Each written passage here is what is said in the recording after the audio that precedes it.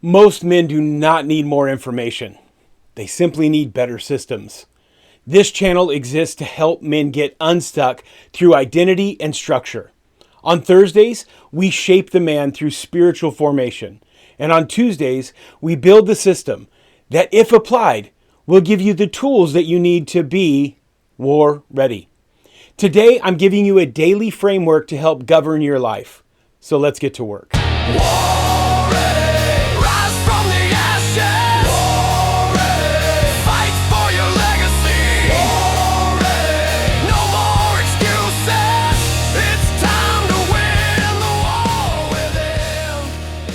On Thursday, we establish this foundation. If you cannot govern yourself, you absolutely cannot lead others. But self-governance isn't vague. It's not a personality. It's not willpower. It's not simply trying harder. Governance is structure. Every effective leader, every disciplined man, every consistent builder has systems that govern his life. They don't rely on motivation. They don't wait for feelings. They don't react to circumstances. They live under intentional control. So today we're going to talk about 3 governors, 3 systems that quietly run your life every single day. Your time, your emotions, and your impulses. If you master these 3, you don't just improve, you stabilize. You actually become the leader of your life. You become reliable. But if you miss these 3, no amount of talent will ever save you. So let's start with number 1, the time governor. This is called the start-stop transition. Time is the container of discipline. Without a time structure, emotions run your day. So start your morning off right. Set a fixed wake window. Science tells us that you sleep better with a consistent sleep and wake time. So set yourself up for success for the day. Wake up at the same time every day, Sunday through Sunday.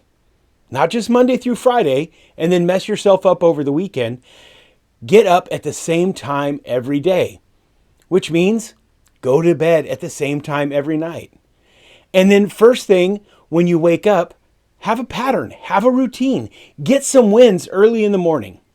The first thing that I do when I get out of bed every single day is I go to the bathroom, I handle my business, I wash my hands, brush my teeth, wash my face, come back and make the bed, and then I start on my first liter of water. Every single day. You also have to have hard stops. And if I'm being honest, this is where I struggle. You need a time that you cut work off. You need a time that you shut the screens down. And you need a consistent bedtime window. Psychologists Wood and Neal argue that habits automate disciplines. You don't rise to your goals, you fall to your systems. Number 2 is the emotional governor. You have to pause before response. Remember what we talked about on Thursday, what Viktor Frankl said? It's in the gap between stimulus and response where discipline lives. That's where strength shows itself. James 1:19 and 20 says, everyone must be quick to hear, slow to speak, and slow to anger. Unmanaged emotion becomes damage. It damages you, and it damages those you love. Neurochemically, emotional spikes surge and then dissipate rapidly when they're not fed. So if you don't rehearse it, justify it, or fuel it with a narrative, the wave passes and your clarity returns. In other words, if you'll just pause, if you'll just wait, if you'll just take a break between the stimulus and your response, the emotional response will lessen and you can respond with logic. So use this. Use the pause method. P-A-U-S-E. The P is literally pause. Take a beat. Take a breath. Just give it a second. A is acknowledge. You have to acknowledge that there is an issue. You have to own the issue so the issue can't own you. You have to understand. Get some understanding. I promise you, there is more to the situation than there appears. The S is submit. You have to submit to discipline over drama. You have to submit to direction over desire. And E, you have to engage wisely. You have to move, but you have to move with wisdom. And the more that you do this, the easier it will become to separate yourself from the emotional response, from the instantaneous, emotional, overly emotional response. You know what I'm talking about. So here's a hard and fast rule that is almost always applicable. When you know you're emotional, shut up. When you know your emotions are heightened, just be quiet. Don't engage when you're elevated. Don't text when you know you're being tested. Don't post on social media when you're angry.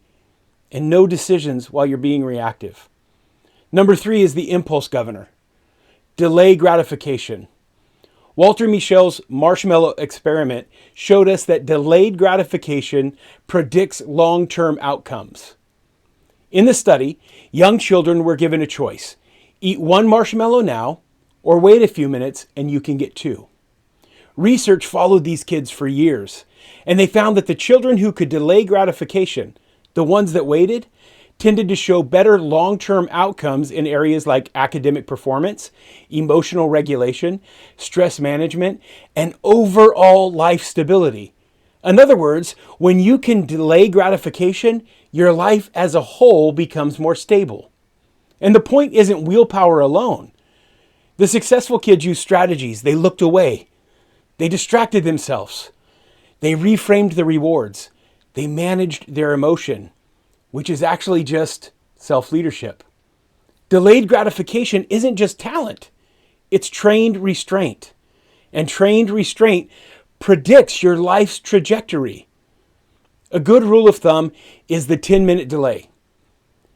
Anytime you're doing anything, give it 10 minutes. If you want to buy something, wait 10 minutes. If you want to eat junk food, wait 10 minutes. If you want to run away or quit, wait 10 minutes. If you're considering reacting, wait 10 minutes. Many urges will simply die if they're delayed. You have to add friction, and you need to remove triggers. You need to make the destructive habits inconvenient. So here's a good practice for you to try daily. In the morning, ask yourself, what do I need to govern today? And then around lunchtime, ask yourself, okay, I know what I needed to govern. Where am I drifting? Where am I getting off course? And in the evening, every day, ask yourself, what did I lead well today? And write it all down, because reflection builds authority. And then do that every day. And then over the weekend, use your daily notes for a weekly reset. Take about 15 minutes. This is strategic. It's not casual. You're not journaling for an hour. You're doing a brief leadership review. 15 focused minutes. No phone, no distractions, no noise. Just you and your notes from the week. And rate yourself on 3 areas of discipline: time, emotion, and impulse. You're auditing these 3 core areas of self-leadership. Time. Ask yourself, did I control my schedule or did my schedule control me? Did I have wasted hours? Did I have missed priorities? Were my days reactive? Score yourself honestly. And then for emotion, ask yourself, was I regulated or was I reactive? Consider your anger, your withdrawal, your anxiety, your resentment, your avoidance. Did my feelings lead me or did I lead my feelings? And then rate yourself on impulse. Ask yourself, where did I give in? Was it with food? Was it with media? Was it with social media? Was it with pornography, spending, procrastination, escapism? What did you do? Where did you give in? Look, not to shame yourself, but to recalibrate yourself. And then adjust. Simply make adjustments. You're not going to get this perfect. The goal is to get a little bit better every time. And this is where men usually fail. They assess, they notice, they'll nod at it, and then they don't change anything. Adjustment means one concrete correction, not 10, 1. Here's some examples. Well, if I know I'm emotional and I know that my sleep impacts my emotions, maybe I should go to bed earlier. I know that that app tends to distract me. Maybe I should delete that app from my phone. I know that I need structure so I can eat properly, so add a disciplined meal plan and meal prep. I know that this person triggers me. So I'm going to do everything that I can to avoid being in those kind of situations. Small changes compound over time. Look, you don't need more motivation. You need governance. Formation builds the man, and systems support the man. Identity without structure collapses. Structure without identity becomes legalism. So go build your walls. Be different.